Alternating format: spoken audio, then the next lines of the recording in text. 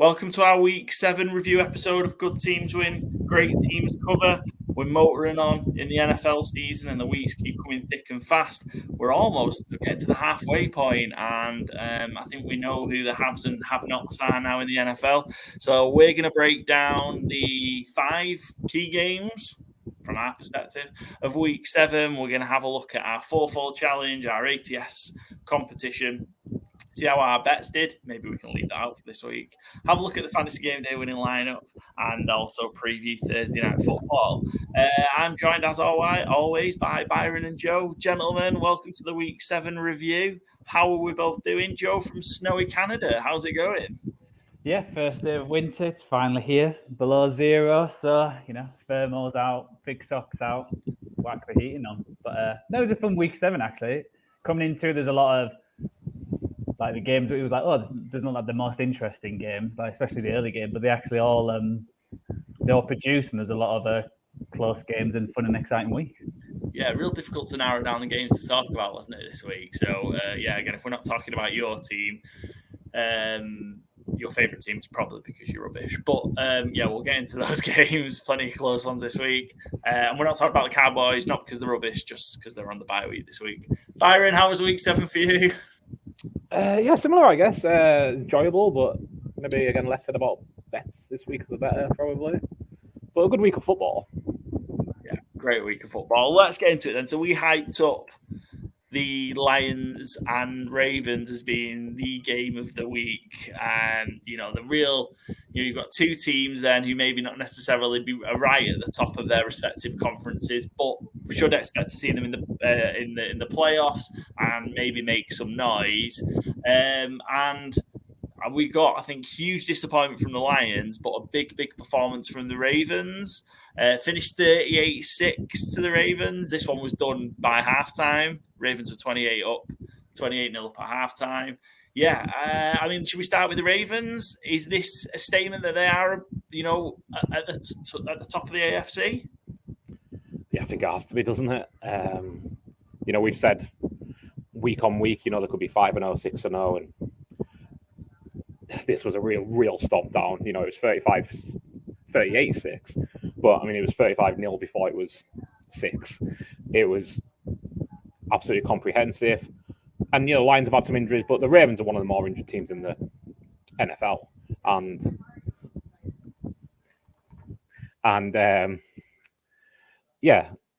they don't slow down. I think there's a good argument to be made. We often talk about the highs of Ben Johnson, but I think you could probably make an argument that Mike McDonald and Todd Monken, the DC and the OC in Baltimore, respectively, could both be an argument of like coordinator of the year shouts. Like the way Mike McDonald's got that defense rolling in Baltimore, nobody ever looks settled against them.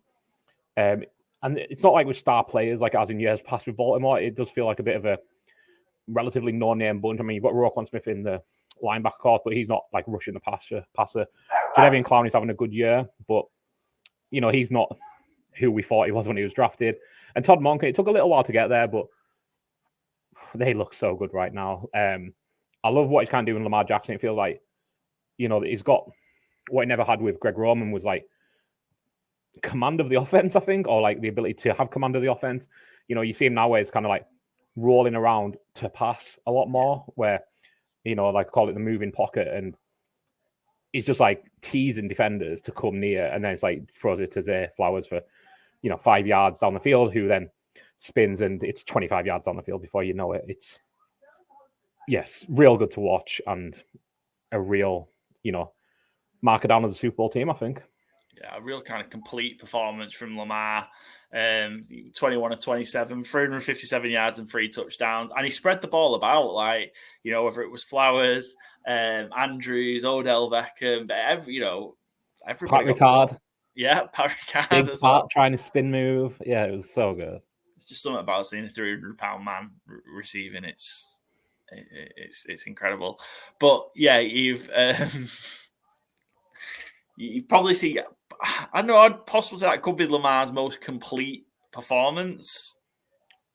Yeah, I think that's a very fair argument. I think obviously his 2019 season, he was he was the most explosive player in the league. Mm-hmm. But in terms of like, one of the things that people unfairly have often thrown at Lamar because he's a running quarterback, because he's a black quarterback. Let's be fair, he's like, well, I don't know how well he throws the ball. It's like, well, anyone who's ever said that was kind of ridiculous. But when you watch a performance like this week, 350 yards, 3 touchdowns, no interceptions, just like. And again, I know Detroit have had issues, but you can't magically play that well against any defense. Never mind, a goodish one. Detroit haven't been bad all season, so yeah, just really good to watch. And like you said, spreading the ball around as well. He's not hyper focused on Mark Andrews like he was in years past. It was just very, very complete. Yeah, I just flipping it across to the Lions, Joe. Is this a worrying sign? The manner of the way they got beat. So I don't think necessarily going to Baltimore and losing, particularly, sounds off any warning alarms or whatever. But is it the manner of how they got beat? Because they just got bullied and. Just, all that rough style of playing that Dan Campbell's kind of put into him, they just got outdone in it all by the Ravens. Yeah, I'm not sure. I feel like it's one of them games that just got away from them straight off. They went 3 and out the first 2 or 3 possessions they had, and Baltimore scored 3 or 4 touchdowns on their 4 possessions. So it's one of them, I feel like it just got away from them and they were chasing it from the get-go. It's not worrying that you've just been absolutely trounced, but it feels like you played a Baltimore team who just all season feel like they've not put it together. It feels like they've played well, but never been like, wow, that's the team to look out for. But it feels like they got them at the wrong time where Baltimore just put it all together. So I'm not too worried in a sense where at least they've just, how Dan Campbell coaches, it might just be, okay, let's forget about that game. It's just happened. We were trounced from the beginning. It just, went wayward straight away. So let's move on to the next game. So it's curious how they move on, the next few games going forward. Because you will see how they put it behind them. You think you'd really after kind of the way that game went, you'd kind of want to be playing. They've got to sit on that now for a week on the bye week, which is probably the most rancid way to have a bye week, I think. They're playing Monday, aren't they? Sorry. Yeah, there's no buys this week. Monday, yeah, no buys this week. Sorry. It's how quickly the calendar's gone, by the way. Yeah. I just had a look at the Lions next game. It was 31st of October. I was like, oh, that's we're not that far in already, are we? They're playing Monday Night Football, don't they? Let me just if you did what about that game, though? Yes, they've got the Raiders. So might be a nice one. Yeah, I think for the rest of the year, they've only got one team with a winning record at the minute, which is the Cowboys. So, I know they've still that Christmas Eve or New Year's Eve as well. It's like right at the end of the year as well. Yeah, I think so the actual team. Yeah, they've actually got. I know they've got the Chargers and the Vikings twice who have come back, but other than that, they got the Bears twice, Raiders, Packers, Broncos. So still expect them to win the division with that schedule coming up. Yeah. Is that, and again, I think I might have mentioned this a few weeks ago, their schedule's quite light, isn't it? So is it worrying then the fact that, you've gone to play a team that will be in the playoffs, what you'd expect in Baltimore, and then just laid an absolute egg? I think so, because I think, we said it after the Cowboys got their butts handed to them by the Niners again. Like, until you show otherwise, you have to have that question mark. And, there's another team we'll discuss in a little bit that until you beat a good team, I'm probably not going to pick you to beat a good team. And I think that's kind of fair with Detroit. Like, they're not going to play many good teams until, like Joe said, Dallas at the end of the regular season or close to the end of the regular season. I'll probably pick them every week until then, but then you have Dallas versus a good team and Detroit versus a good team. Maybe just won't bet that week. Yeah, the Lions be still 5-2, and like I sort of said, you might start getting the noise about the Lions if they kind of had a bit of a rough week, and this was that. So we'll see if they can bounce back next week. But yeah, big win for the Ravens. Ravens move, Ravens kind of rolling, and we'll again interesting to see if they can kind of keep this standard now, heading forward. But they're sat at 5-2 as well, so looking good so far. Wow, that could be 7-0 really with the way they lost those 2 games against the Colts and the Steelers. Yeah. Probably should be 7-0. It feels like the narrative is so different if they were 7-0 as well, especially with the 49ers and the Dolphins losing their O's as well. Lamar the MVP favourite probably. Interesting. And that might come. We might see a search for Lamar for MVP as we go. Moving on. Anything else on Ravens Lions before we move on? I was expecting Keaton Mitchell to get some more run this week. He was one of my bets. I'm not going to talk about too much about this week. I thought anytime touchdown plus 90 to 1 plus 9,000. Surely, if they get in control of this game, which I don't really think. I thought it'd be a shootout. But yeah, he had 1 carry for 9 yards. I mean, hell of a yard per carry, but just not many touches. No. He looks real quick though, so I'm probably going to keep betting him until he falls out of the league or hits. The new Marvin Mims. Any rookie, basically, I will just keep hyping. Anyone who's fast has 1 catch for like 20 yards and 1 carry for over 7 yards, and that's your guy. Give him the ball. Can't teach speed. You cannot teach speed. Let's quickly move on then. What turned out to be a really fun game, I think, and arguably the most entertaining game of the week. Browns 30. I can't believe I'm saying these numbers with these teams. Browns 39, Colts 38. Where to even start with this game? Do you think you've got Myles Garrett there? Let's start with Myles Garrett. Just completely took over the game, didn't it? Just unbelievable performance from Myles Garrett. Yeah, especially that first half where he was just dominant. Where it was crazy. Like there was a one play where they got the defensive touchdown where they actually put 2 people on him. I know the right tackle whiffed on trying to block him. He just put arm out against a guy who's built like a brick shit house. It's got to do a bit more. But no, it was a fun game. Obviously, there's a lot of interesting outcomes out. Obviously, with Watson going out with concussion protocol, but then he passed it, but then come back in, and then the refs being the refs and feel like they decided that kind of game where it was a bit of a phantom penalty, especially that pass interference at the end. Because unless he's 9 foot tall, he was never going to get that ball. Never going to catch the ball. Yeah. Yeah, Watson's interesting around. They've kind of gone and got 2 wins here with PJ Walker, and it's not really going well, is it? I think we've had 1 game where Watson's looked good in that stretch of what he did towards the back end of last season and this season so far. You kind of handcuffed to him. I don't know. Do you just find excuses not to play him? I don't know what you do if you're the Cleveland Browns at the minute. Yeah, time machine isn't an option, is it? So I really don't know what you do with him. I think it's hard because it feels like so little information is coming out of there to try and make these things if he's not fit, X, Y, and Z. But he's now missed 2 games and then he came in for this one and went out. Obviously, before the first game, was that the 49ers? Am I misremembering the game count here? Was it the Ravens? Maybe. Before the first game that he missed anyway, it was as if he was medically cleared. He just didn't want to play. He didn't feel up to it. And then it didn't seem like he was ever going to play against the Niners, which, if you're not feeling up to it and you've got guaranteed contract, okay, I get it. Sounds incredibly obvious, but it's not really a man that you want leading your franchise for a number of reasons, but he just doesn't seem bought in right now. Ignoring all the off-the-field things about Deshaun Watson and anything else of how he ended up in Cleveland, he doesn't seem bought in. He doesn't seem like he's going to push himself to play. And again, this might not be the case, and he's actually really suffering a bad injury that might end his season. But because Cleveland have been secretive about it, and because the noise around him is so weird, you have to kind of end up in a place of casting aspersions because it's very unusual what's happening there. And he doesn't look like a leader. He doesn't look like someone who wants to be out there. And I know they've won 2 games with PJ Walker. They've won 2 games with PJ Walker, not because of PJ Walker. I don't want to disparage PJ Walker either. It's not his fault. But, he wasn't good this week. He wasn't good last week.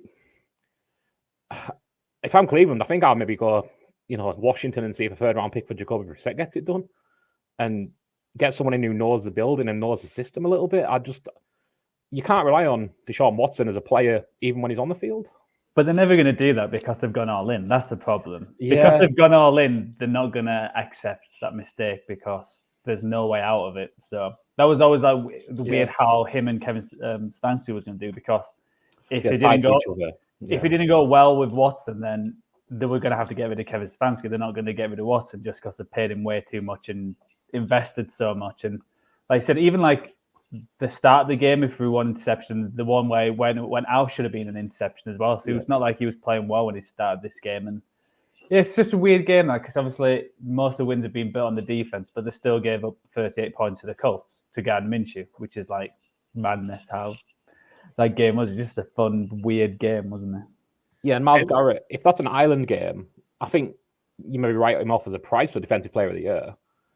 Because, in the same weekend, Myles Garrett does that. Mike Parsons on bye week, doesn't do anything. It's not his fault, he's on a bye week. Nick Bosa didn't have a great game last night. And if that's on, everybody's watching TV and Myles Garrett does that, end the tickets, because he's an alien. Like, that's not a human being jumping over the line. It looks incredible. It was ridiculous, wasn't it? It just, yeah. I mean, just imagine that bearing down on you when you're trying to. Do you ever see the old picture of Myles Garrett as his high school football friends? And he looks like he does, well, not quite like he does now, but basically like he does now. And the rest of them look like, what's the McLovin? It's one of the best pictures. I'll find it and send it over. But like, it's kind of what I think of when you see them give up 38 points to Gardner Minshew and the Colts. Whilst Myles Garrett is the best defensive player in football right now. Yeah, I mean, it probably doesn't summarize it enough, but you're looking at 7.5 sacks, 3 forced fumbles. It's just ridiculous. A blocked field goal. It is. Joe, you're on mute. More sacks. Sorry, he got the stats. Was that the most sacks under 28 years old or something like that? Yeah, I think he just broke that record. And he doesn't turn 28 till I think the end of the year. Yeah. So that's going to go up. You would expect. It is. It's absolutely ridiculous. So yeah, I mean, it's interesting. This is to find out because we have your Parsons has had to go so far. TJ Watt's been real consistent. It's interesting, but yeah, when the Browns have got Myles Garrett in this kind of form, they're in with a chance in any game, and they're also right in the race for that division. We talked about Baltimore and just a second ago, but the Cleveland Browns are 4-2 as well, and they could, they're kind of capable of winning games and the strength of that defense. Maybe, not quite by design like this one. I don't think you come out on top of many 30-odd shootouts, but again, the schedule's real favorable. They could go and win in Seattle this week. They've got the Cardinals. They could quite easily be 6-2. Could even be 5-3, and then they play Baltimore in Baltimore. They're right in this, and yeah, it's fine, real interesting. And yeah, they're even without Watson, they're just kind of finding a way to get it done at the minute. For the Colts, I mean, a little bit early for a Fantasy Gameday shout out, but I know one individual, that won a prize, had Gardner Minshew at quarterback. It was probably one of, I don't know how many. I can't. Gamee'll tell us how many people had Gardner Minshew at quarterback, but I can't think there'd be many. Minshew had a heck of a game. 300 yards, 2 touchdowns. He ran in for another 2. What a performance from Gardner Minshew! Yeah, didn't expect it. I mean, in my DFS, I had Browns defense as kind of my staple because Gardner Minshew is very hot and cold, and against this defense, I figured it'd probably be more cold than hot. Josh Downs had another great game. 5 catches, 125, another rookie receiver worth tracking. Jonathan Taylor and Zach Moss split the load again pretty well. But yeah, Gardner Minshew, it kind of feels like the best outcome for everybody here. Like, the Colts aren't winning the division, so maybe just show off a bit and get a good draft pick next year to give Anthony Richardson some good weapons or a good tackle maybe. And Minshew's certainly putting himself on the market if a team, needs a, backup spot starter next year who can come in and compete. Or stay in Indianapolis and do the same thing. I wonder, if I don't know, it depends how if the wheels fall off in terms of them really just not winning any more many more games. Does it feel like Marvin Harrison Jr. feels like a nice fit? Yeah, a good fit. I don't know.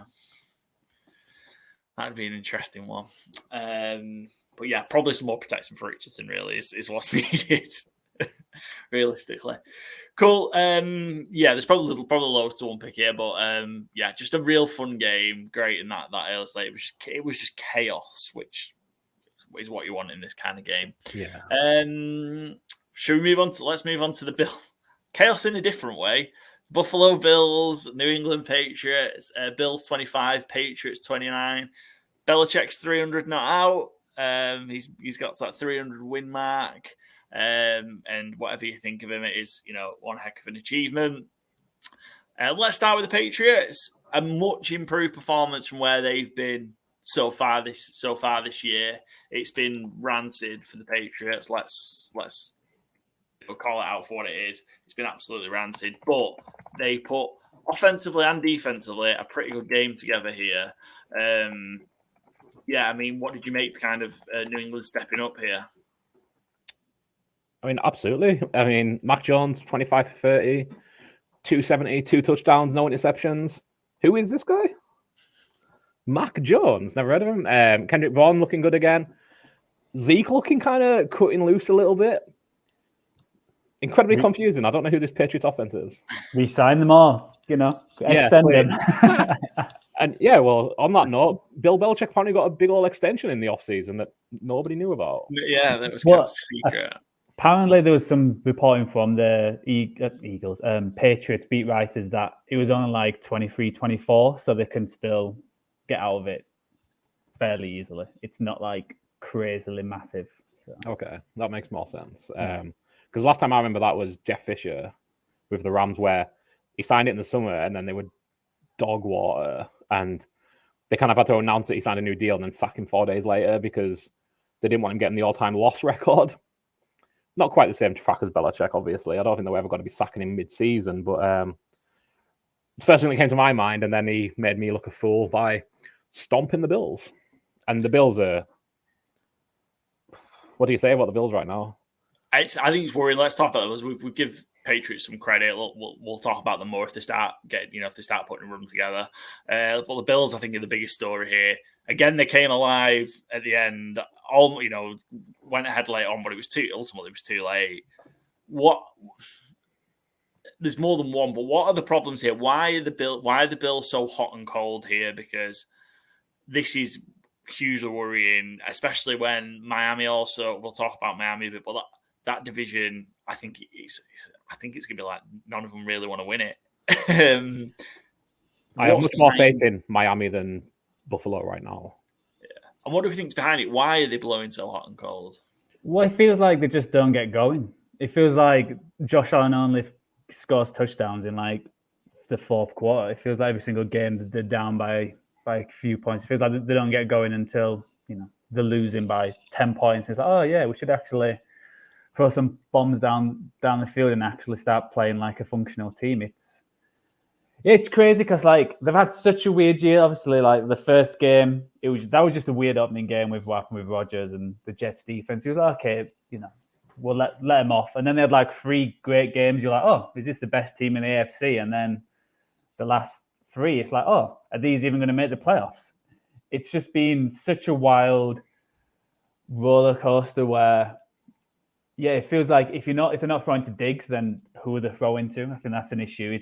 I think everyone said in the off season, like why they're not going for Hopkins, why they're not trying to get at least a high end second wide receiver, so you're not just relying on Diggs, and tight ends are not like Kincaid started to use. Oh, okay, that could be a good addition. It could be them too, but it's not really working there. So it's just feels like a struggle. And when you look at their offense, it's other than, like I said, the second wide receiver, it's like, well, they should be stomping on teams. Like James Cook's looking great. Allen's still putting up numbers, but it just feels like it's all right at the end. And it was a weird game because when they scored that touchdown to go up, I think everyone thought, oh, here we go. The Bills have played another bad game, but they've managed to sneak out a win. Hey ho, no one's going to care in 10 weeks' time when they're one of the top seeds from the AFC. But it's just the defense just feels a little bit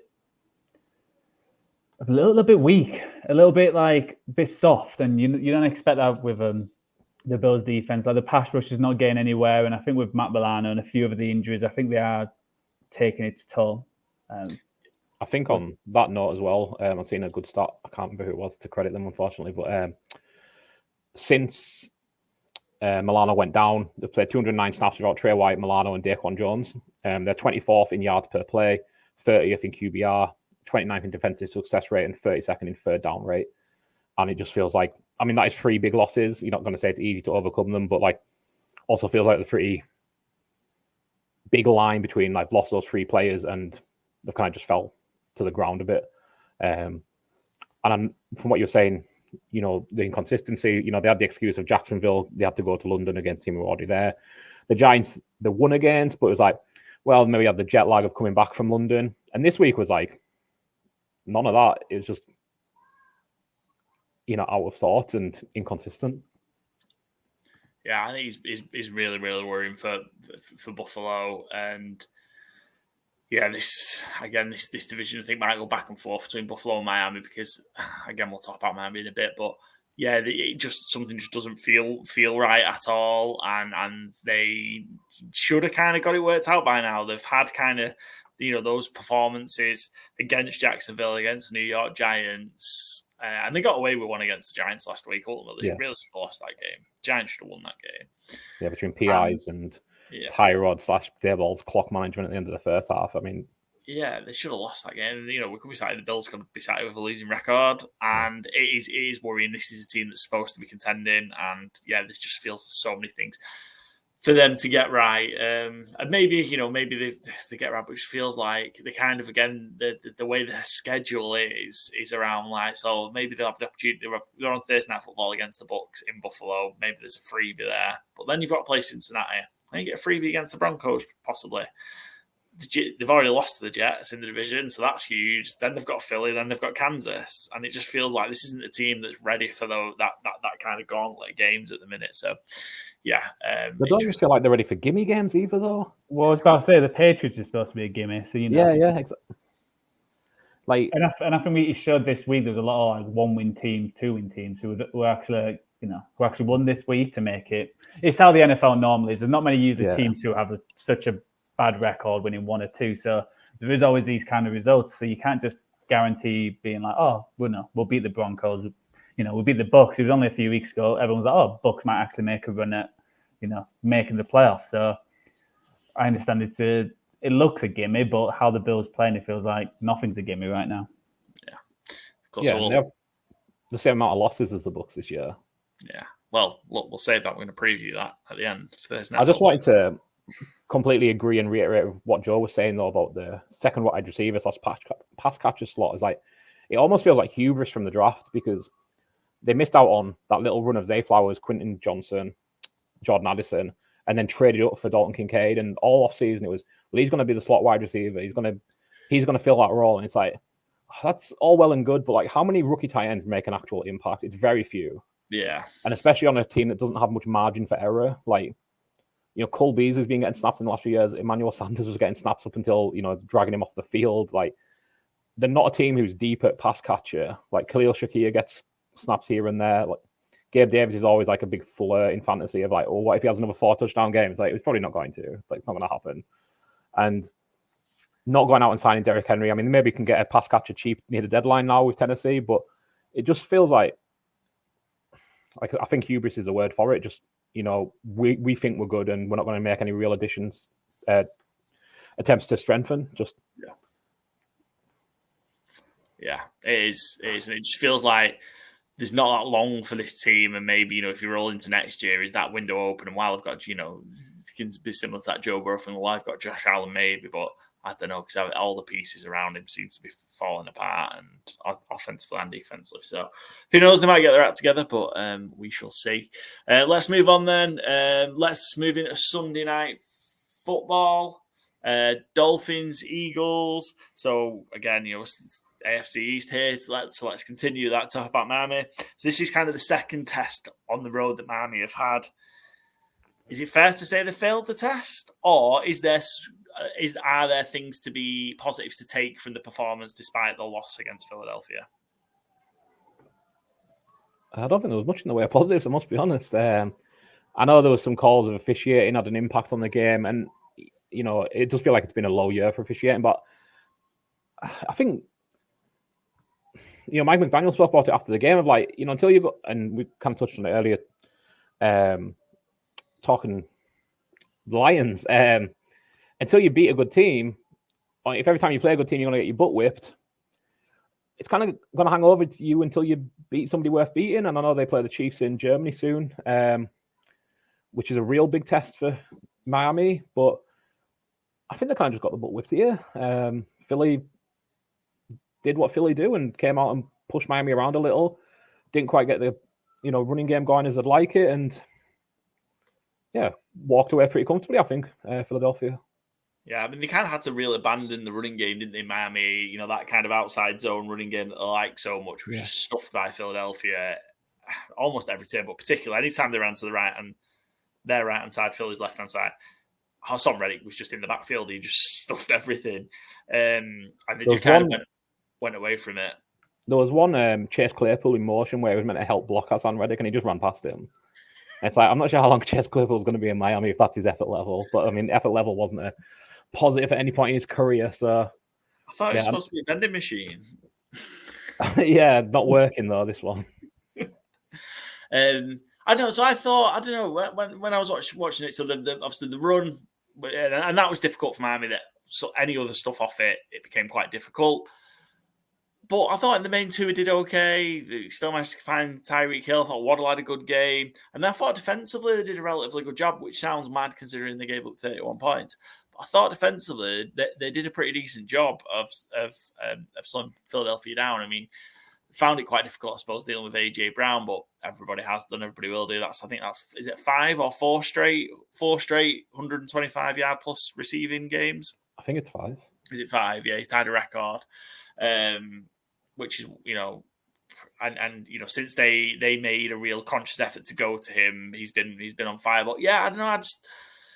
And maybe there's a bit around actually. Miami have done more the fact that they were gifted some turnovers by Philadelphia, and then they've lost by 2 scores. I don't know, but I just felt I didn't feel it was quite a 31-17 game. I didn't think it was quite a 2-score game. When I watched it, it didn't feel that way. But they only got 1 offensive touchdown, though. From a team who's supposed to be the best offense in the league. I know you're playing the Eagles, but if you want to win it all, that's what you got to do. Because the teams who they have beat and who the piled points on is like Chargers, Patriots, Broncos, Giants, Panthers. It's not. Teams, yeah.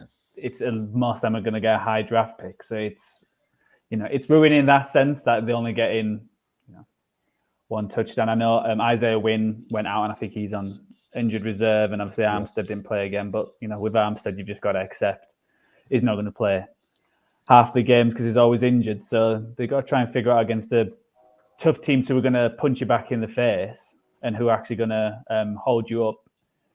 They've got to get a new strategy. Because we saw it last week with the Panthers. They went 14-0 down, and we said against a team who was an actually decent, good team, you're not going to be able to come back against them kind of team. So they got to try and sort that. And the defense has not been amazing this year. I know that, like you said, they played decent today, but throughout the year they haven't been great. They've given up quite a lot of points in yards, and that was supposed to be one of their strengths with Vic Fangio coming in. But I think we said at the start of the year, it always feels like it's its second, third year where he makes his mark. So is it one of them where they're going to fall short there? Or is someone like, when we've got always remember when Jalen Ramsey comes back, is that going to be the spark, the need? But, if you're only going to put 1 offensive touchdown against a team who's vying for the Super Bowl, who you might see in the Super Bowl, it's a bit worrying in that sense.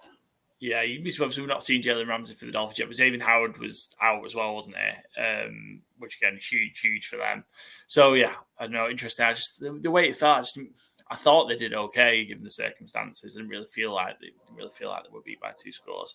Philly bounced back, needed it after getting beat by the Jets last week. And was this the first complete Philly performance? Maybe, yeah. It felt like they weren't as good rushing the ball this week, but I mean, they certainly weren't bad at it. They were an improvement on Miami by a lot. It felt like to me, it felt like a good, just professional win. It didn't look like 2 teams who were playing Super Bowl level football. It felt like the Dolphins are, the big lads, and Miami are trying to keep up with them, and obviously didn't. Goddard had a big game, obviously, and obviously AJ Brown feels like it says about someone else each week, but he's playing like the best receiver in football. Like you said, 5 games in a row of 125 yards, but he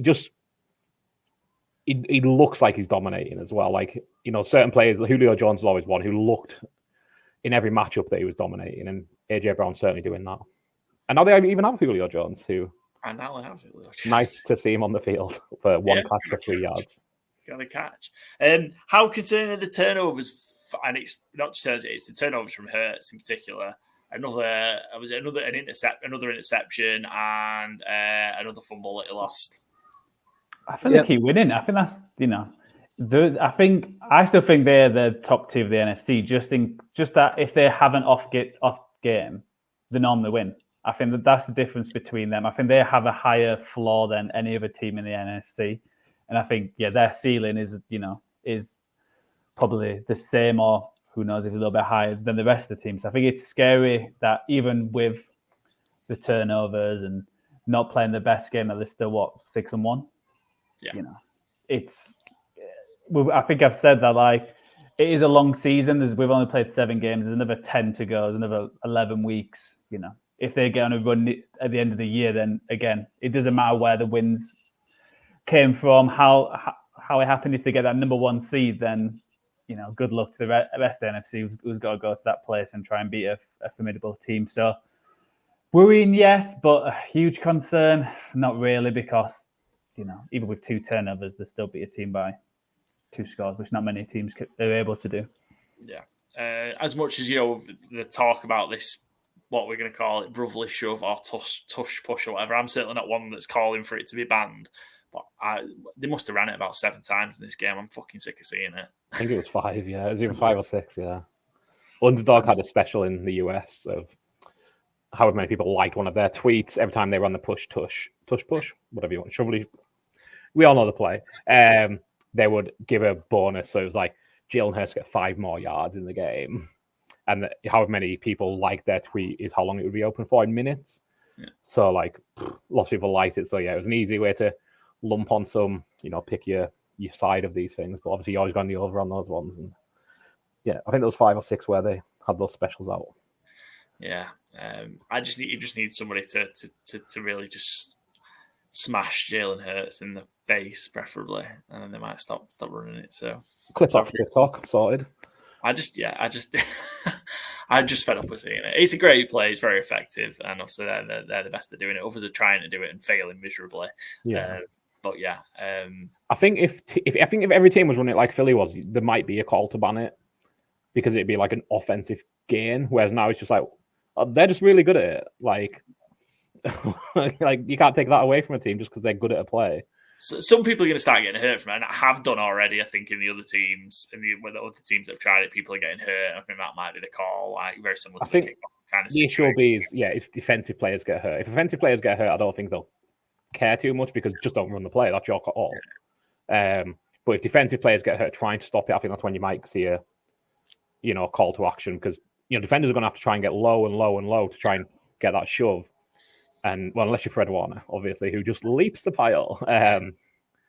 But I don't think I kind of thought it might go this offseason, just because it became such a subject. I didn't think it should, but I think if it survived 1 round of the competition committee, I'm not sure what you would argue has changed from last year to this year. Yeah.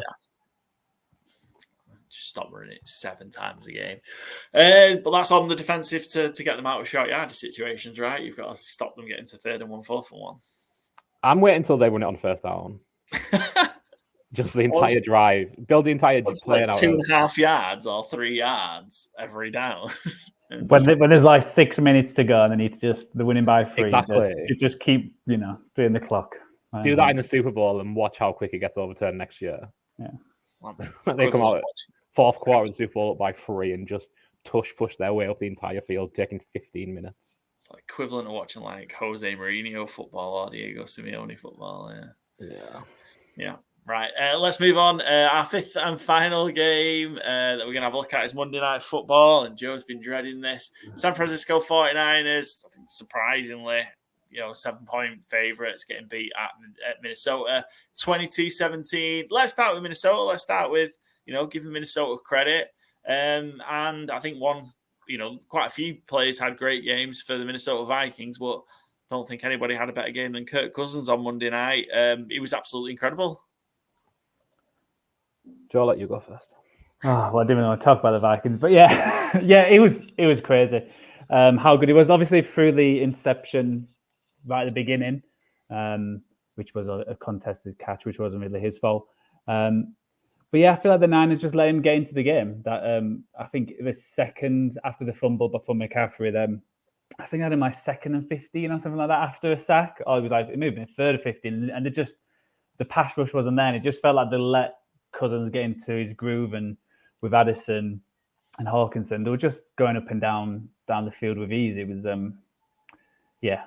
I would say like from the 49ers side, it was a defense which I felt let the team down, which was like the most concerning aspect, just how easy the Vikings went up and down that field without Justin Jefferson.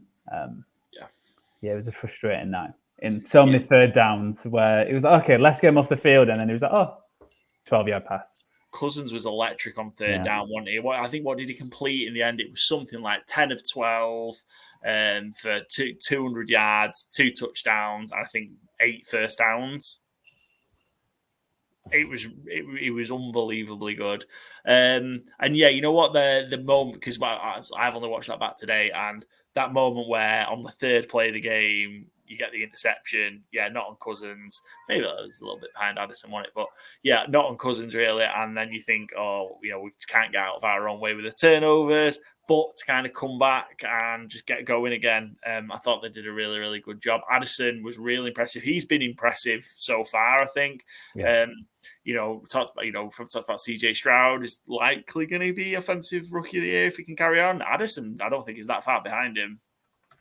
Again, definitely helps when it's an island game. And against a team like the 49ers as well. Yeah. Addison's had a great start. And it felt like he could have had potentially 4 or 5 touchdowns on the night. Like, Cousins found him at will. A couple of long shots into the end zone that he was unlucky. He gave, was it Ward? And he just had a nightmare. He had the pick. But he just felt like he had a rough evening against Addison, whether it was penalties that he was giving away. Obviously, I suppose the key turning point or the key play of the game was the touchdown right in halftime that, again, probably should have been an interception. Mm-hmm. And certainly if you don't pick it, then you've got to tackle him. You can't let him take the ball and then run it into the end zone from there. Or just batter it away. He could have easily just hit it down the floor and just say, let's go to the next play. Yeah. It wasn't even 3 points. I don't think they were even even been in range. Yeah. No, so it was just like get to halftime with what the score is because they were obviously receiving the ball first. But yeah, I do think that was a big turning point. But they still had a chance to win, and I think even like the Browns game, I know like Moody missed at the end, and like this game, Purdy didn't play the best down the stretch, but I still think he had a good game overall. Like watching the first 3 quarters, I think it was 2 quarterbacks who were on top. And just a few mistakes, obviously McCaffrey's fumble and the first interception. I think that was on Brock Purdy's. That was his fault. I think he just floated it out a bit too much, but he was playing the anticipation, and it looks like Jennings fell over a little bit. Yeah, 2 frustrating losses. But yeah, like I said, I think the defensive backs has always been my worry. That and the offensive line going into this season, and I think because the line didn't get to Cousins at all really during this game, so he just picked him apart, and that is my worry going forward, is that they're not the strongest at the back end, and that's where teams can pick them apart. Yeah, I just want a quick shout out for Cameron Bynum, who got both picks, just for him channeling his inner Scotty 2 Hottie from WWF with his worm celebration after each pick. It was absolutely 10 out of 10 worm. Yeah, it was terrific. So shout out Cameron Bynum. Again, just wanted to ask you about the kicker, Joe. He missed a 40-yarder, but nailed a 55-yarder a bit later on. Do you think is that going to settle him down? I think that was big. I was surprised that Shannon trusted him with that 55-yarder. Yeah, I'm not sure. He's a rookie. He's going to miss some. Like, he started off the year 9 for 9, and he was doing decent until that Browns miss. So, there's Robbie Gould still out there. So I think if he goes disaster, we might be ringing Robbie Gould up. But, the first one he pushed it, but obviously the Vikings guy pushed it as well. I think most teams' kickers have missed some, but I think he's just got extra pressure being a third round pick. You know, there's plenty of kickers around the league who's, you know, if you're not named Justin Tucker, who's missed 2 or 3 this year. So I think it's just the spotlight on him a bit, just with the draft pick and being the island game. So, you know, you just got to see how it goes moving forward. Yeah. So, you know, the Rams were ruthless in cutting Brett Maher this week. You had that, I mean, he just had another nightmare, and we'll talk about that a little bit later on. But yeah, it just feels like the Niners can't really just get rid of him because of the draft investment. But yeah, I mean, they can do, but I just don't think they will. Yeah, Minnesota, though, back to 3-4. They started 0-3, back to 3-4. Are they going to be in the mix? You know, I suppose the way the playoffs work now, do you feel like they could be in the mix? Like, if they could just win a few games while Jefferson was out, which they've done that already, I think they've won 2. You know, can they have a chance of getting that 6th or 7th slot? Definitely. When you look at their schedule, you know, they've got Packers who are not looking great, Falcons are who knows when, and the Saints, so who knows turns up for them 2 games, Broncos, Bears, Raiders. Then they finish with like Bengals, Lions, Packers, Lions. So, but you know, the next 1, 2, 3, 4, 5, 6 games are easily winnable.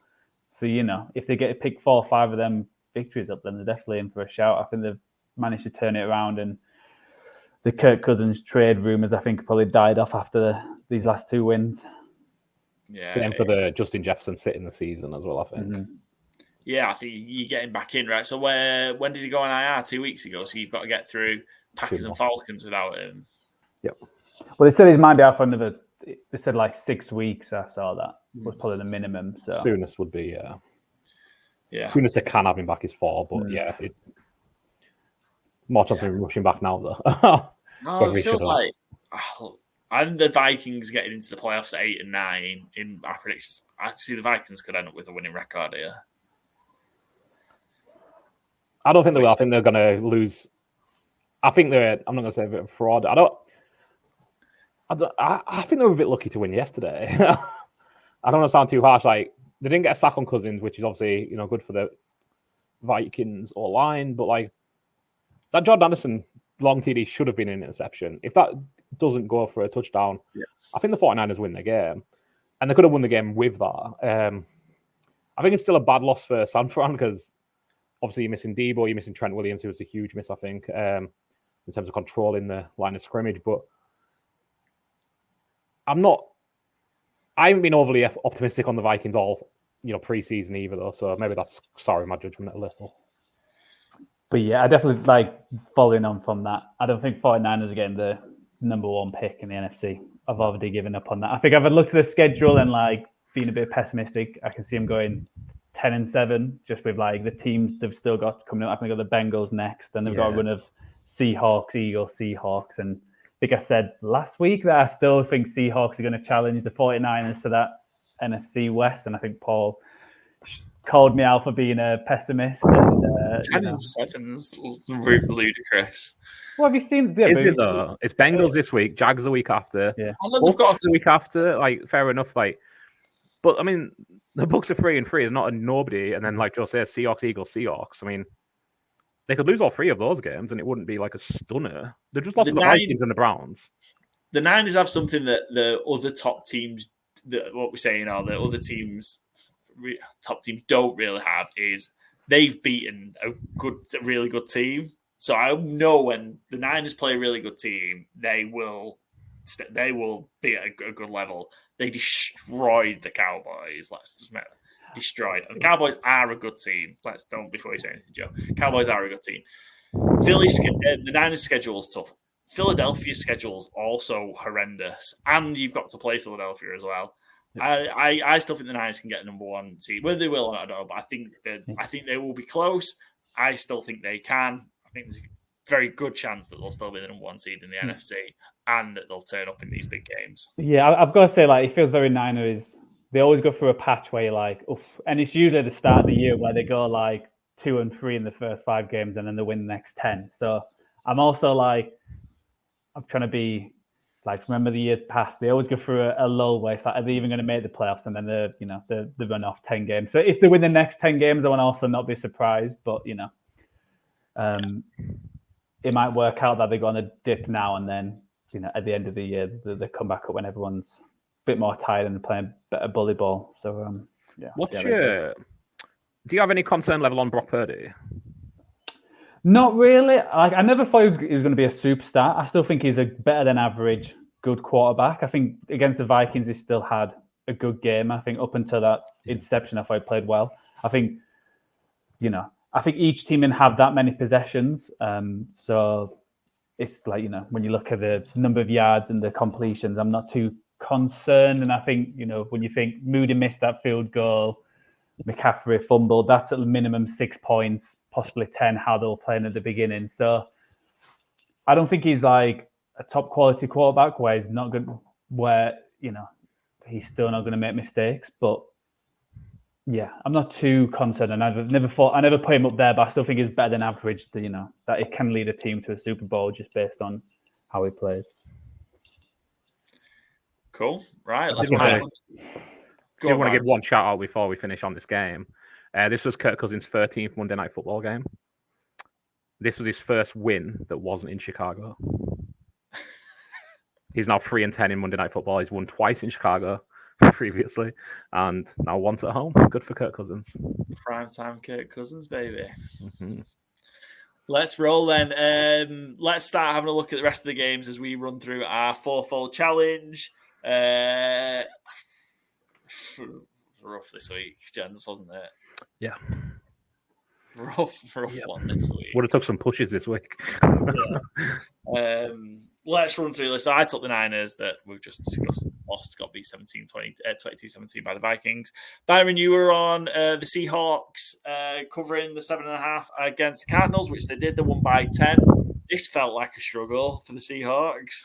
Yeah, more than it should have been. I don't think, obvious alert, it didn't help having DK Metcalf ruled out at inactives. But Jake Bobo made a hell of a play, and JSN had his best game of his career. So, whilst not ideal for Seattle, I think just about comfortable enough. Yeah. It just felt, again, the Cardinals just hung around till late on again. And it wasn't a great performance. Yes, I probably paid a lot more attention to this than I normally would have because we had Gino as our fantasy game day quarterback. It didn't quite work out for us, did it?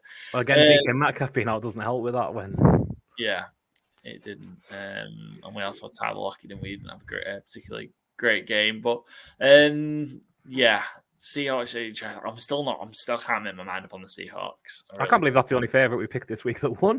I know. Yeah. Well, I mean, Joe, I think probably talked about this. You picked the Rams. What a ridiculous! How could you possibly go against the Mike Tomlin underdog? And yeah, you were wrong. And why I didn't pick the Steelers as my underdog, I don't know, because I bet them. So I don't know why I didn't actually pick them as my underdog. But the Steelers pick up a road win against the Rams, 24-17. It wasn't pretty from Pittsburgh, but they're not going to be pretty, and they got the job done again. Is that with Tomlin got a few refs in his pockets? Yeah, just giving him the horrible spot, which is crazy. It's like that's basically the end of the game on a horrendous refereeing call. Like I understand like pass interference, all that kind of stuff, because it is, it's how you judge it and, what's enough contact and all that kind of stuff. And two people can say different things. But a spot is a spot. There's no denying it. It's like, like the offside rule. It's just where the ball landed. I'm sure they can get like a chip in the ball and just like work all that kind. There's enough technology now. But why is that not reviewable? Because that's just end of the game. I know, obviously, McVay wasted all his timeouts to couldn't challenge it, but still, they have all this time. Yeah, there's plenty of times where the refs, where they've been called down, like, oh, this made a little mistake. Like someone could easily just say, oh, hold up, wait, you've got this totally wrong. The spot's actually there. Let's make it right. And the Rams might have not done anything, but it just clears all that kind of stuff up. It's it's crazy to end the game on that. Yeah, Steelers, Cavs, they score, end up winning the game. There's 2 touchdowns in the fourth quarter, but again, leaning massively on that defense yet again.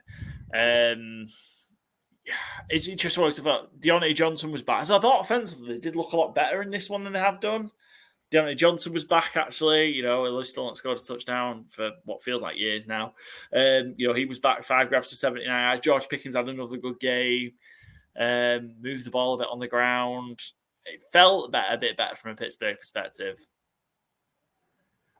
Yeah, and I think George Pickens, with all the issues of Kenny Pickett not being good, to say as it is, I guess, George Pickens is really looking good this year. I thought it may be more of a highlight reel type of player who never actually has like consistency and stuff, but he's like the alpha receiver now. Deontay Johnson's a nice slot role, get a lot of targets, never do anything with it. But George Pickens is looking like a real big dog wide receiver now. I hope they get a proper quarterback and a real OC to kind of unleash him in year 3. Yeah, it'd be great to see. The Steelers did a good job of shutting down Cooper Kupp, but it left Puka Nacua to have another monster game. 8 receptions for 154 yards, and one of the catches on the sideline was absolutely insane. Yeah, he's so good. Yeah, it's possibly going to be the steal of this draft. I think 5th rounder is. And that was one of my annoying ones. So, like, my official Sunday special bet for the most yards was Amari Cooper, but I was torn between Amari Cooper and Puka Nacua, so I ended up just putting it on both. If you look in the history of the sheet, Joe, you'll see that I had Puka in there before I pivoted out to Amari because he was better odds. But I actually bet both of them, and Puka Nacua got 154 yards, but Travis Kelce got 179, so I got banged on that one. But like, they were like neck and neck for a little bit. And I was like, oh, this, because I think he was 40-1, whereas Amari was 66-1. And yeah, I thought that was going to come in real nice. Because I thought, again, they're going to focus on Cooper Kupp and shut him down after how good he's been since he came back. And Nakua's going to go off. And I mean, he did. It was a good call. Just Travis Kelce had Taylor Swift in the building. So what can you do? I was saying that Cooper wasn't, because I've got him in the fantasy, and I think when you get like 15 yards, if that. So, probably explain why it didn't go well. Alluded to it earlier. Obviously, the Rams helped the Steelers with their kicking situation. I do feel a bit bad for Brett Maher. I know kickers should just make the kicks, but he missed 2 50-plus yard field goals. He did miss the extra point as well, but he had a stinker last year, didn't it, at the end? So when he missed 4 extra points. Yeah, playoff game, right? Yeah, against the Bucs, he couldn't nail the play, and then he missed the first one in the San Francisco game. Yeah. That might be him done. I don't think he's going to get another look in anywhere else. Poor Brett Maher. I'll save the Mike Tomlin stats for the Week 8 preview because he's an home underdog. So I'll talk all about that next week. But his record's insane. What a tease that is. Yeah. Stick around for that. I'll come back for that, I should say. But it's just insane. Steelers are at 4-2. Given how rancid they've been. Well, it's the whole AFC North, isn't it? You know, a lot of them seem like a bit rancid, but somehow, it's only the Ravens who I think has looked a really good team, like complete team. And it's just gonna be a fun division to look out for. Yeah, absolutely. Let's move on. Simon, our guest, Simon Carroll from the Touchdown and at NFL Draft Sci. Get there in the end. He had the Colts, the Browns 2.5 point underdog favorites. Jesus, against the Colts, they'll win by 1. None of us hit an underdog. Lions Ravens we've talked about. All 3 is around Lions Ravens. I was on the Chargers Chiefs. So yeah, Kelce had that monster game. Chargers Chiefs was 31-17 to the Chiefs. Yeah, Kelce had that monster game. Really felt like first half. I really felt like the Chargers were in the game. And then, obviously, just that second half, I think it was 24-17 at halftime. And then there was only the one score in the second half. The Chiefs scored in the fourth quarter. Really felt like the Chargers were in it. And then it's kind of all a huge offensive first half for both teams, just kind of dwindled by the time we got to the second half. But it's crazy by the Chargers not knowing, they play the Chiefs all this time, not knowing to actually cover Travis Kelce, or maybe put at least 1, maybe 2 people on him in the middle of the field, not just let him just run around and do what he wants. You play him enough times. I think there's a worry with Kelce though that he will just shake it off. You don't know what you're going to get with him. Ban all Taylor Swift puns from this. I don't understand why did Austin Eckler only get 2 targets? Like, they've been waiting for him to come back all game. They were in contention the entire game. And Austin Eckler gets 2 targets. Did I miss something?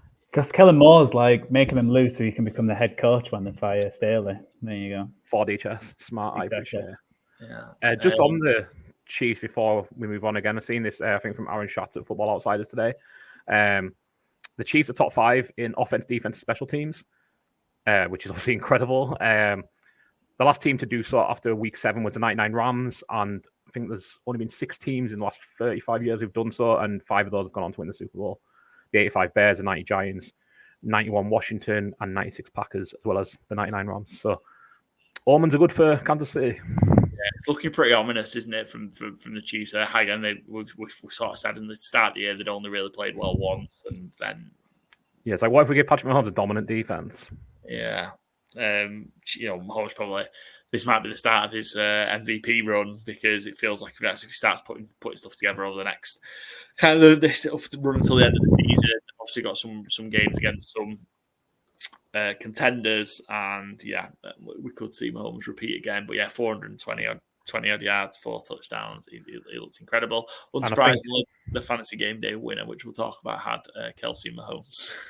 And he's not putting up gaudy stats, certainly, like Jordan Addison, but just got been on him a few weeks in a row, and I think he's getting better by the week. Rashee Rice continues to improve, and I think Travis Kelce's obviously their pass catcher one, but I think Rashee Rice is clearly their wide receiver one now and should be viewed as such going forward. Yeah, Chiefs roll on. Be interested in a couple of weeks. They play the Dolphins in Frankfurt. I'm just going to say Germany in general, but it's Frankfurt, isn't it? So, real interested to see that one. I don't know, maybe we'll get a shootout in Frankfurt. How's track, do we know? I don't know if it's fast turf. Research that. I don't know. Well, I don't think there's not been a NFL game in Frankfurt, that stadium. So going into the unknown. Yes, none of us hit an underdog. Also, none of us hit an over. How this over didn't hit. Desmond Ridder was responsible. That fumble. I think 16 points Desmond Ridder was responsible for. There was that ridiculous fumble that ended up his touchback. He muffed a snap that ended up being a field goal, I think. And what else did he do? There was something else that cost him. What else did he do? It was a ugly game. Ridiculous, yeah. But Falcons won 16-13 against the Buccaneers. 29 points. I was over 37. I just think it was such a low total, surely. But he went 19 for 25 for 250 yards, Desmond Ridder. So maybe it doesn't look so bad, but he was horrendous. B-John apparently poorly in this one. Yeah, I think they're getting investigated by the NFL for the lack of reporting on it. He had a migraine, which I mean would hinder you from playing in an NFL game, obviously, but just report it. So, it was nice at DraftKings. I got a refund on my over 3.5 receptions bet of Bijan, which I think was my biggest win of the week. So, bonus bet incoming. Always take it. Nice. Wild. 4-3 the Falcons though, in that AFC South. It's so ugly. NFC South, but it's so NFC ugly. South, sorry, I mean, so is the AFC South, but NFC South, he's looking open, and they're in the mix there. And again, the schedule's pretty favourable for them. We'll see the more they squeak out these awful games, the more I hate Arthur Smith. I hate his attitude. Like, he can't be questioned. And I generally agree with the thing of if you win games, you shouldn't be getting questioned. But he's so lucky to be winning these games. And, he's not going to go to Tyler Heineke and make a good football decision because he's winning games and Desmond's his boy.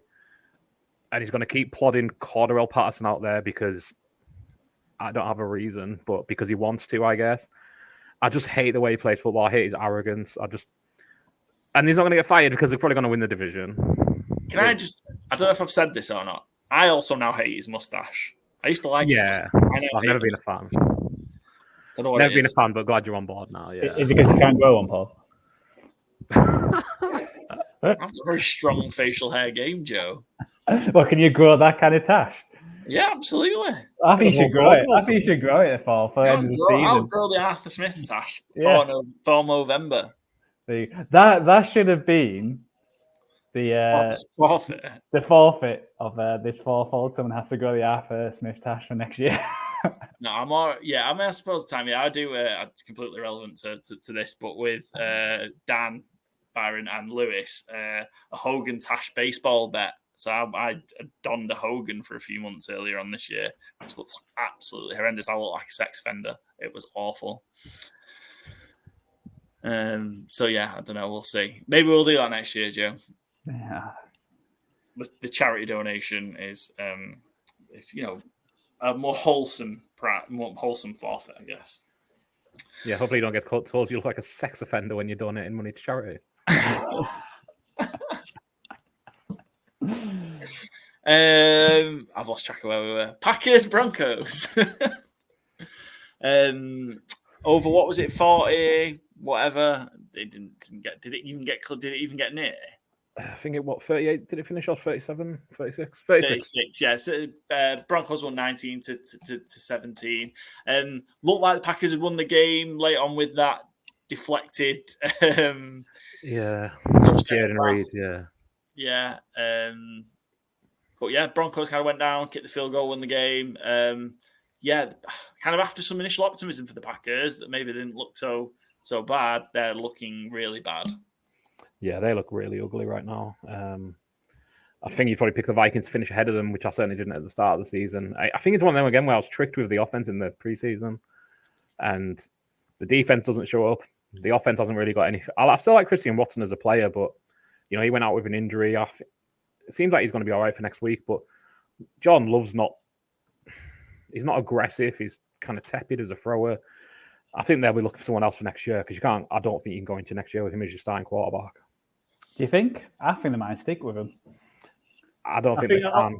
Obviously, it depends how the rest of this year goes, but I think if he has an average year, because I think it's one of them weird things where it's like it's easy to tell we need to get someone new, but then it's like, who are you going to get? If you haven't got a decent draft pick, then and they did give up it was a first round pick for him. So are they going to? And they gave him like that new contract where he's not technically on a contract. I think that new contract is the first time I've ever seen someone betting against themselves. Yeah.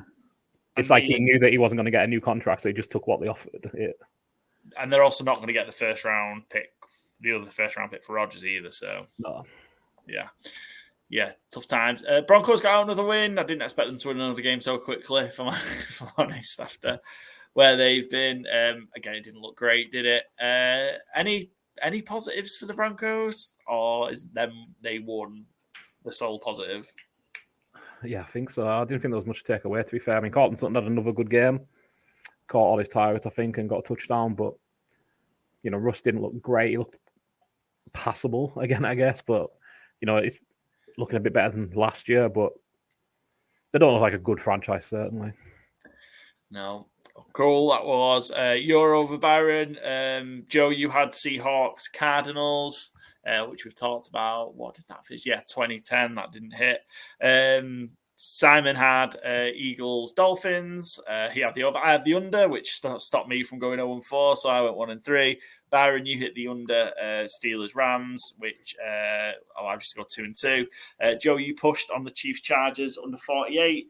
So you went 0-3-1, by far and away your worst week on this. Yeah, and I don't know how this didn't go over as well. It's saying that 35 points just got in the second quarter. Imagine what the odds would have been playing under a half time, or on a push. It would have been nice, wouldn't it? So he was at 41 points by half time. Yeah. So I was like, I'm going 0-4 here, and I was like kicking myself because I was always going to go Steelers, Rams, and I just changed at the end. But at least I didn't go 0-4. There's only one person still done that. Hey, mate, currently your time to come in. And then Simon went on the under for Cardinals, Seahawks to also go 1-3.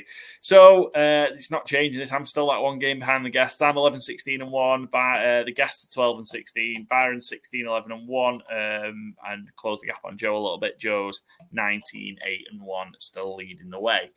Let's go through our ATS picks and cover off games we talk about. Thursday night football ended up being quite a good one. Jack Jacksonville Jaguars went into the Superdome and beat the Saints. I still found it, well, and I guess it was the reason why the Jags were plus underdog was because the unknown whether Lawrence was going to play or not. He did play. I took the Jags, bet on the Jags as well. And I mean, the Saints had the chance to tie it. I don't think this game was as close as Scott. I know they did have the chance to tie it, but I don't think this game was a 7-point game. I thought the Jags were much the better team, truthfully. And I was very confused because even Lawrence was confirmed playing and the Jags went to 2.5. Yeah, they went out to 2.5. Yeah, very confusing. It did seem odd. But yeah, Foster Moreau has obviously got the great story of obviously he's, I'm not great. It was very poorly, but obviously managed to get back in and had the chance to kind of catch it. And both hands on it, you have to catch that. But mistakes happen, and sometimes people don't win it plays. But yeah, again, I don't think not a lot to like from a New Orleans Saints perspective.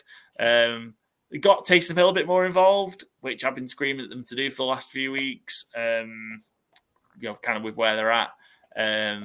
Not a lot to like. Kamara had a big game. Apart from that, he's just catching just silly amount of balls with like not many yards. It's nuts what Kamara's doing. And I just love Carr screaming at his wide receiver after throwing like 20 yards out of bounds, and then being annoyed that I didn't run the route. It's like actually put it on him, and then you might actually run it. Feels like a bad spot. Kamara did a big game. He had 91 yards receiving and 60 yards on the ground. He had a pretty good game. Yeah. He did have a good game, but yeah, he had 14 targets. Like, it just feels like it's just dump off. It's incredibly volume-based, but great fantasy football if you play a PPR league. And I kind of wonder, is there going to be I thought that was real ugly with Derek Carr. I don't think he's a good leader, and I've been saying this, I kind of got trolled a little bit on our NFC South preview way back in the summer of like, I'm not sure how much of an upgrade he is on Andy Dalton. I still don't. Like, for what they've paid for him, like, he's never seemed like a real leader in Oakland or Vegas. And it feels like, again, the toys just come out the pram when things don't go right. Like, he's yelling at his receiver because he's not 14 feet tall. Like, well, he's not. No man is. But I wouldn't be happy if I was in that locker room and he's, making a fuss like that. Chris Olave is one of the best players on their team. Yeah. He got nicked. I don't know if you saw he got arrested this, I think it was yesterday. Yeah, 17 or 35, I believe. Yeah. Not cool, man. Not great. Jags are rolling though. Jags 5-2. So after that kind of obviously real dodgy start, 5-2. Seem to be taking a grip of that division. So the last couple of weeks, it looks like they have, while kind of everybody else is a bit of a mess behind them. We're all. Let's say you two were on the Falcons. I was on the Bucks. Atlanta should have won that game by a lot more than they did. Yeah. Just previously discussed Desmond Ridder errors. Should have also hit the fucking over. We were all on the Bills. We all got phased by the Pats and Belichick. We're all on the Browns -2.5 at the Colts. Obviously, Browns won only by 1. We were all on the Lions. Baltimore won. Byron, you kept faith with the Chicago Bears and were rewarded. Yeah, I don't even know why. Well, I do know why. Josh McDaniels is... I know he'd won a couple of games, what have you, but I don't know. I just had a feeling the Bears were going to bring something out of it, and not very pretty, I guess, but Raiders are really bad. Yeah, shout out Tyson. He's bad. Bagent, I think. Tyson Bagent. Yeah, he's got an NFL win before Bryce Young has.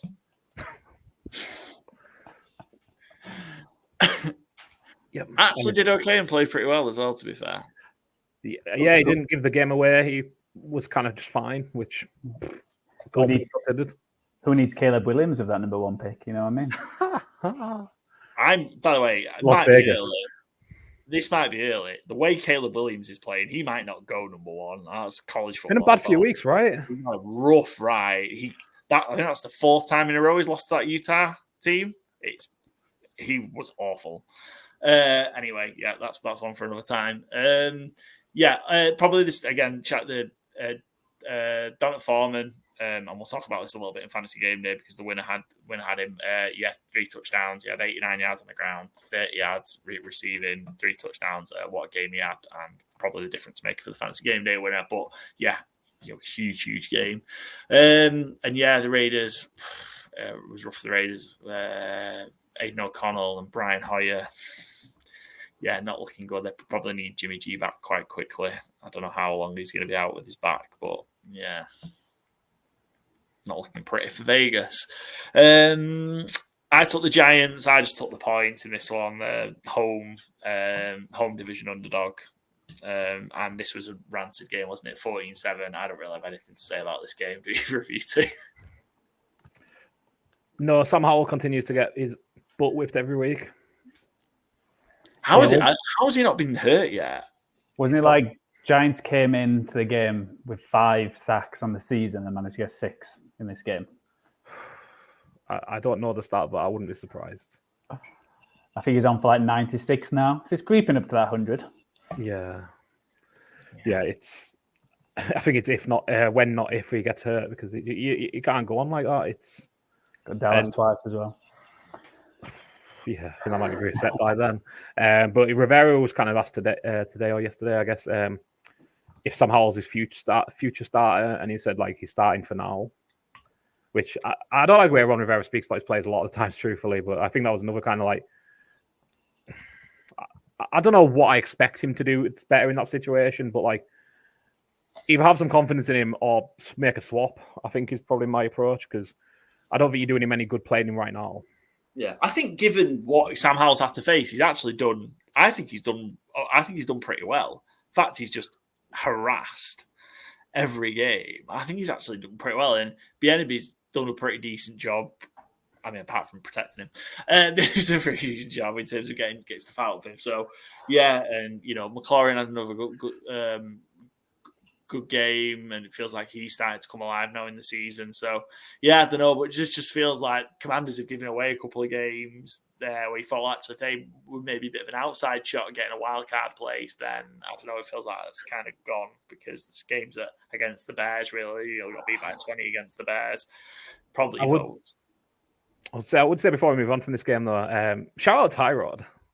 Yeah. Like, working with the same tools that Daniel Jones had. I mean, they got Justin Pugh back out of basically retirement to play left guard and left tackle, but I'm not giving that as a huge upgrade. Tyrod looks pretty good, and yeah, they only put up 14 points in the game, so it's not like it was an incredible performance, but like, he's not giving the game away. He's not looking spooked and frightened in the pocket.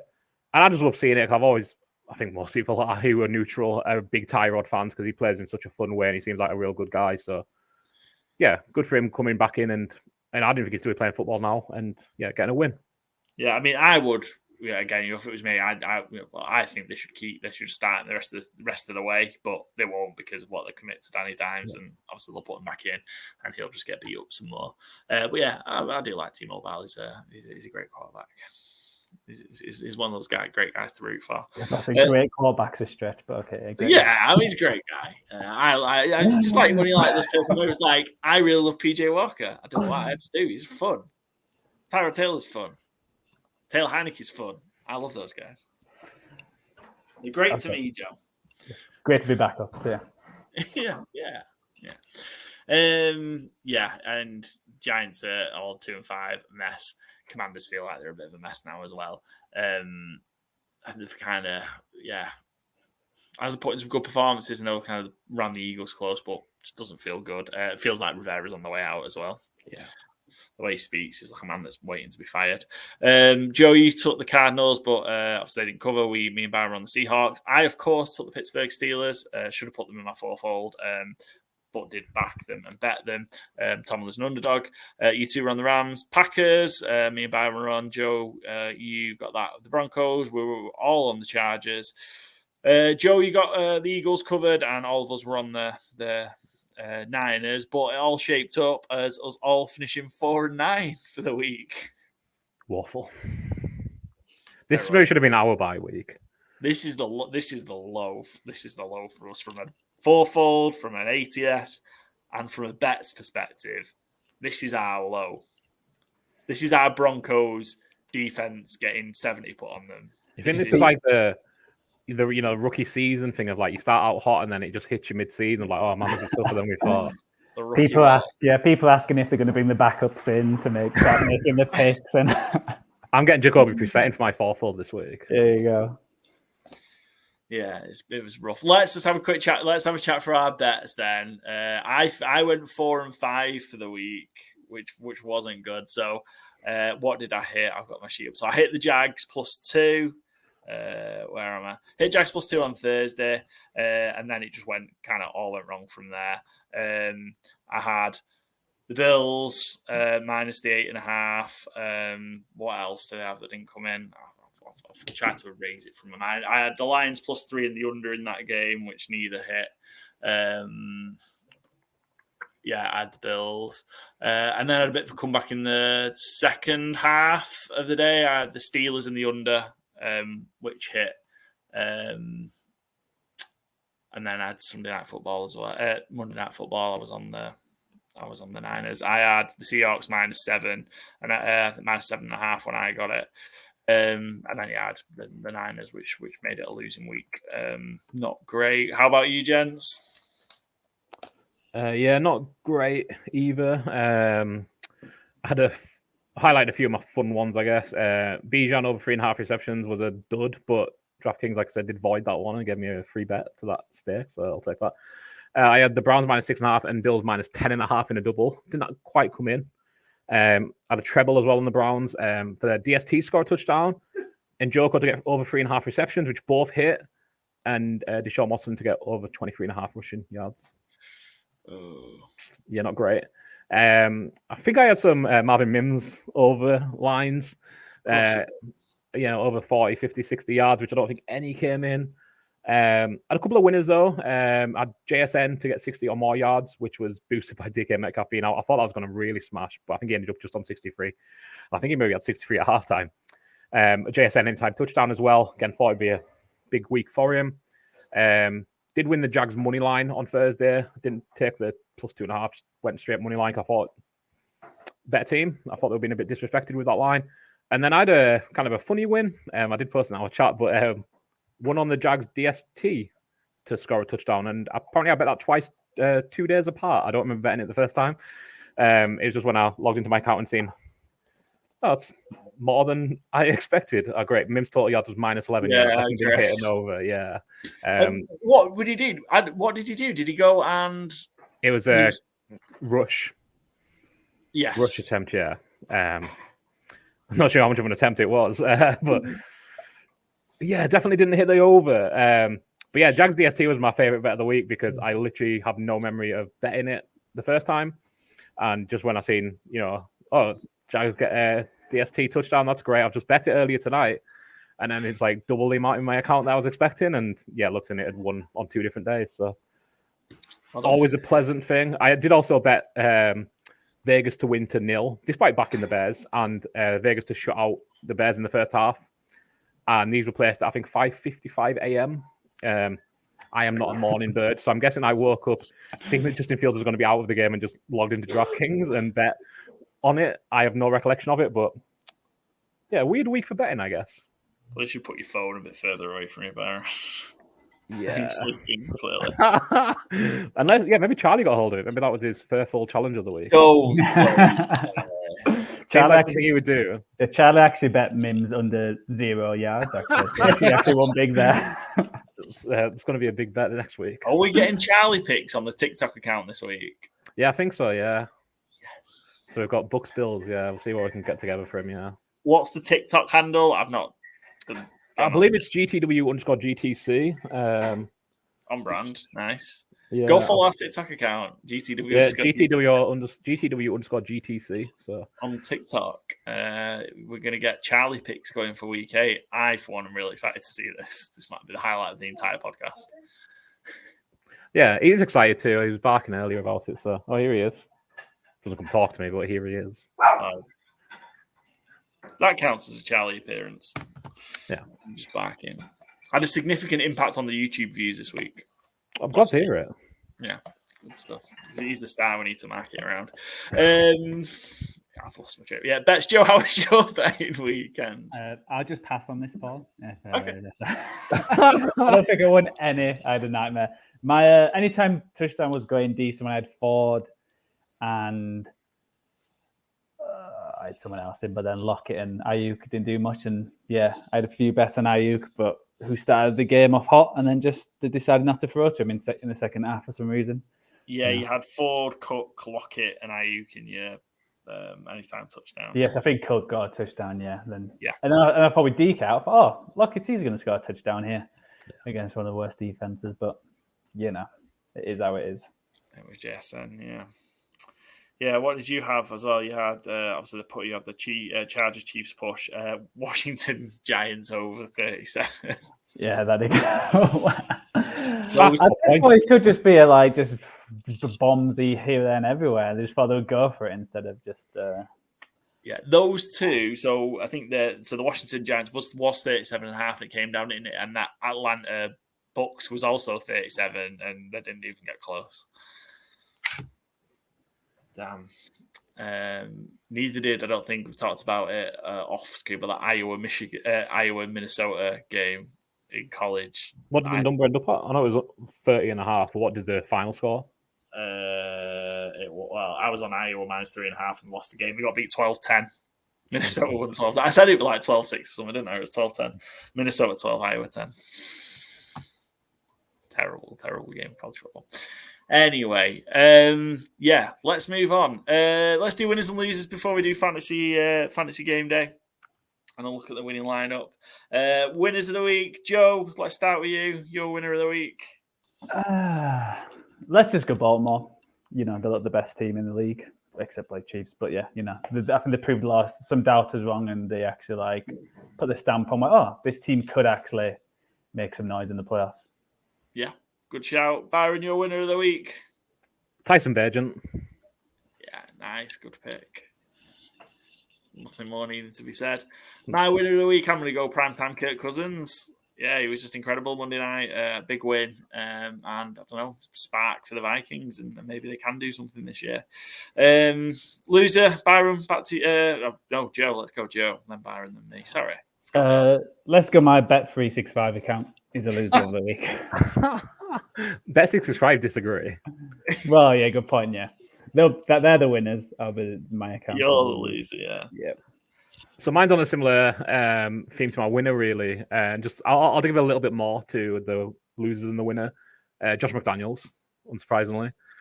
So in his 24 games as Raiders head coach, he has lost to an undrafted D2 rookie QB making his first start, our winner of the week. He lost to a high school coach in his first NFL game, Jeff Saturday. He has blew double-digit lead to a quarterback who's never practiced with the team, Baker Mayfield of the Rams last year. He has blew the biggest lead in franchise history, 20 points. He has blew 3 other double-digit leads, and he got shut out in a game where his starting offense didn't cross midfield. Wow. Bum. Nothing else to say. Dosser, sausage, whatever else Tyson Fury calls people. We haven't seen too much about that. He's fighting this weekend. I've not really seen a lot about it. Yeah, it's funny. I loaded up a video. I thought I had my headphones Bluetooth synced, and Cindy was asleep, and just that viewer going, Usyk is a sausage. And I was like, get that volume down. Of all the things to wake the missus up with, she does not need to hear that Alexander Usyk is a sausage.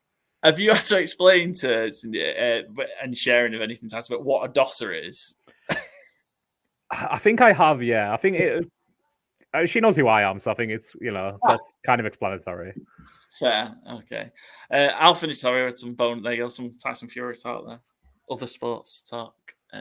Anyway, my loser of the week, I'm going to go the Buffalo Bills. Getting beat by that New England team, and I know they play a lot better, but Jesus Christ, I think we are close to a crisis point with the Buffalo Bills, so they're my losers of the week. Let's move on to Fantasy Game Day. And we will go over our winning team. Not ours, because we didn't win, but the winning team. Just a reminder, with Fantasy Game Day, daily fantasy game, available now here in the UK, made by fans of the NFL from Britain, from London, and it's made for us, and it's a fantastic app. It's a great game. It's really easy to use, really easy to get into. Well, I know a couple of people that have used it that aren't actually into the NFL that are playing it, which is awesome. One particular put in a very exotic lineup that won some prize money this week. We should have analysed that lineup because it was absolutely wild. Mike Evans as captain, Gardner Minshew at quarterback, and yeah, for a little bit of time, it was winning. Great lineup. So shout out to that user. yeah, let's have a look at the lineup. But remember, go download it. Go register with promo code COVER, Charlie, Oscar, Victor, Echo, Romeo, all capital letters. Once you've deposited some funds, enter the game. It's only £7.50 to enter a game week. The winners are winning over 100 quid at the minute. There was 2 winners this week because of the number of people playing. Once you've entered that first game, deposited some funds, you will receive a credit for a free play, so you could win some free money. Top 20% of entries win a cash prize. We need to do better at this, guys. We should be doing a lot better at this, let's be honest. But yeah, go do it. Go download it now. It'll take 2 minutes to do, 2 minutes to register, and you can be playing the game for week 8 is up now. The Sunday Stars game, it's already up and ready to go. Slight change this week, so the lineup's closed 15 minutes before the first game. So we're at an hour. The clocks are going to go back this weekend, so it's 5 o'clock kickoff here. But instead of it being an hour beforehand, 15 minutes beforehand, the first game. And Gurmeet & Co. have added an extra £100 to the prize pot. So I think we're going to get close to it. We should be at £1,000 in the prize pot this week, then with the entries, plus the extra £100 the guys have thrown into the prize pot. Go download it now from wherever you download your apps from. 18 plus, UK only. Please gamble responsibly. It's a very long-winded promo. We'll get better at that. We're gonna film some promos as well, guys. You're gonna film some promos as well, whether you like it or not. We're gonna make some Fantasy Gameday adverts. We chat, yeah. Do you know how many people will sign up if we just do an advert with Charlie in it? Let's see. Yeah, absolutely. Snoozing now, but well, Charlie, come on, got to work. What worked was user Olive 2981's lineup, scored 221 points. We've alluded to it already. It was the Kelsey Mahomes combo. So obviously Mahomes threw for 400 yards and 4 touchdowns. Kelsey had 12 receptions, 179 yards and a touchdown. But I think probably the key was Foreman, who we talked about having that great game for Chicago. Quite an inspired pick. Yeah, I really like Deontay Foreman. I know he's not like the most sexy player ever, but like since he came back from his Achilles, he kind of just looks like a bit of a mini Derrick Henry. I always like seeing him play. I was kind of surprised when Nick Chubb went down, like the Browns didn't go in for him because he was, always inactive for the Bears. I'm guessing because he doesn't play special teams, but as a pure runner, I really like watching him play. And I love seeing him this week. He was crushing Raiders. It was great. Great choice. Yeah, great choice. They went the triple Chiefs with Pacheco as well, who had the receiving touchdown that kind of boosted his day. Darren Waller had a decent game, even though that game was putrid. 98 receiving yards and a touchdown. There was only Jacobs, really. We had Jacobs and Abs. Jacobs that let the winner down, but with the points elsewhere. Evans, real solid pick. Again, gets his touchdown, another 800 yards. He's well on the way to another 1,000-yard season. Looking good with Baker. And then Palmer also had another big game for the Chargers. Again, kind of with Mike Williams out. He's kind of the next one after Keenan Allen. Again, some obvious ones with Mahomes and Kelsey, but a real mix elsewhere. I like this lineup. It was a real interesting one. Any other shout outs for the week? We had some performances. The Bills ones, let's get a lot of people would have had Bills centric lineups with the Bills playing the Patriots, and Diggs got his touchdown at the end. We had Diggs as captain. But yeah, that was, I think a lot of people would have gone that, and then they're not had a successful week with a Bills centric lineup. Yeah, I think Bills banged a lot of people, to be fair. I love seeing these lineups where they play double tight ends because I think it's such a rare build for these kind of tournaments where you need upside. And Kelsey just put him in as captain, and you never know exactly what you're going to get from a tight end. 5 for 50 and a touchdown's a good week for a tight end normally. So 12 for 179 and a touchdown is tough to catch up with. Yeah. Be interesting to see, and again, I won't be surprised if we have obviously the Chiefs play the Broncos in Denver this week. Although the Broncos kept the score down last time, I was fully suspect we'd see some very similar lineups with Kelsey and Mahomes geared around. But I suppose given last week was a bit trickier, given a lot of the bigger teams, your Niners, your Dolphins, we're all out of those. The Sunday Stars slate because it's the early and late games on a Sunday. But it's stacked this week. It is absolutely stacked. So I think the options for Fantasy Gameday Week 8 are huge. There's only the Bills are out of it because they're playing Thursday night, and then you've got Bears Chargers, Sunday night, and Raiders Lions. So, you have no Amon-Ra St. Brown to choose from. You've no Herbert, no Allen, no Eckler, and Foreman. Bills ones. But apart from that, you've got the Jags, you've got the Cowboys are back in this week, you've got the Dolphins, you've got the Eagles, you've got the Ravens, you've got the Bengals, you've got the Niners, you've got the Chiefs. Loads to choose from this week. I mean, real tricky to settle on a lineup this week. And that's part of the fun, part of the challenge, right? Mm-hmm. Go download now. Use promo code COVER. Once you've entered, you'll get a free play. Cover in capital letters. Go do it. If you listen to this and you've seen it and you live in the UK, just go do it. It's great fun.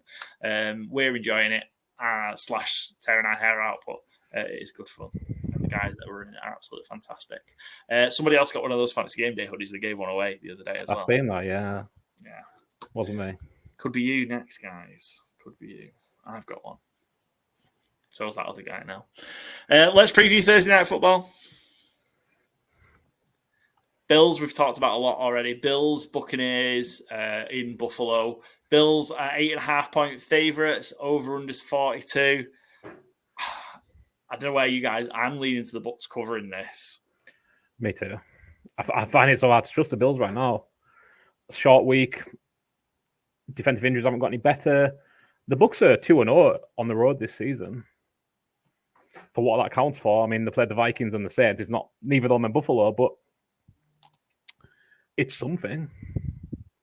And they are 3-0 on the road in their last 3 games against the AFC East in the winter. So it's not like they're scared of coming to, the East Coast where it's cold. So none of them with Baker Mayfield, but I don't think they've been awful this year, certainly. I think they've been, it's definitely been better than I thought they'd be. I thought they'd be in contention for the number 1 pick, and they've been competent. 8.5 points is a lot. The Bills will probably win the game if I had to put a bet there, and it was even money. I probably won't be betting Bills on the money line, though, because it certainly won't be even money. But 8.5 points is just a lot for a team who's shown so little in so many cases this season. Yeah, we've seen so many Jekyll and Hyde performances, as we've already discussed. I think they're great. With these big spreads overall, they're not great. 5-5 in the last 10 with 8-point or more, as an 8-point or more favourite, the Buffalo Bills. I'm just so leaning to the Bucs. I might even lean to the Bucs and under. I know 42 is low, but yeah. And at home as an 8-point or more favourite in the last 10, which actually happens a lot more regularly than it used to do for the Buffalo Bills. They are 5-3-2, so yeah, I'm not confident that they'll cover this. I think it might be one from actually betting the game. I might stay away from it, but I'm really fancy the Bucs to cover it. Joe, any leanings on it? Not really. Like you said, it's tricky. It's always when it's like it feels like a good team, an 8.5 at home. It's always tempting, but like you said, I think it's going to be a tighter game. And if I choose the Bucs, I'm probably would I go under as well? 42 is low, but probably go under as well. I think it might be a struggle, low scoring game where it's 20-13 or something like that, 20-16. So Bucs have played pretty good defense as well, to be fair. So far, I'm really. If the Bills somehow lose this game and a 4-4 after 8 with some of the losses that they've had, that'd be absolutely wild. I do like as a bet this week though. Dalton Kincaid. I think I've bet him a few times already for anytime touchdown, but Dawson Knox got ruled out. I'm not sure if it's through the rest of the season, but he's having wrist surgery, so he's going to be on IR certainly at the minimum. DraftKings still have Dawson Knox listed as anytime touchdown like 300, which I was surprised by. Dalton Kincaid is 265 right now, so I'll probably back that sooner rather than later. He had a great week, to be fair, in all the bad of Buffalo's week. He went 8 for 8 for 75 yards, no touchdown, but that he hasn't had a game over 45 receiving yards previously, so feels like it's been a big one for him, and maybe there will be more touches there with Dawson Knox out. So yeah, that's my prop of the week, I think, or prop of the game certainly is Kincaid anytime. The team total line for Buffalo is 27.5 points. I really like the under. Yeah. It's a lot. Yeah. Anyway, cool. Right. Any more for any more before we wrap up? No, cool. I'll take the shake of the heads. Good podcasting, shaking the heads. Yeah. for our listeners on Spotify. And as a reminder, make sure you are following us on Spotify. Good teams and great teams cover. Follow to be notified of new episode drops. Also follow us on Instagram, Twitter, X, YouTube, and now TikTok. At GTW_GTC. Look out for Child of the Dog picks from week 8 onwards. But make sure you follow us. If you listen to us, just follow us across everything. We're on the push to 1,000 Twitter followers or X followers. We're getting close, so which is wild. Thinking in January, actually having to ask people to go follow. Can't remember who the first follower it was, but yeah, Probably you. Yeah, probably my personal Twitter account. Yeah, and we're nearly 1,000, so thanks for your support. And you can see me losing all of my college bets on there that get posted. We had a bad week. Anyway, follow on all the stuff, and we'll see you next week for our week 8 preview. We'll be back probably a day earlier, actually. I think it'll probably come out Thursday morning because we're having to do it daily because I've got my curriculum Thursday. But anyway, you didn't need to know that. We'll see you next time for week 8 preview.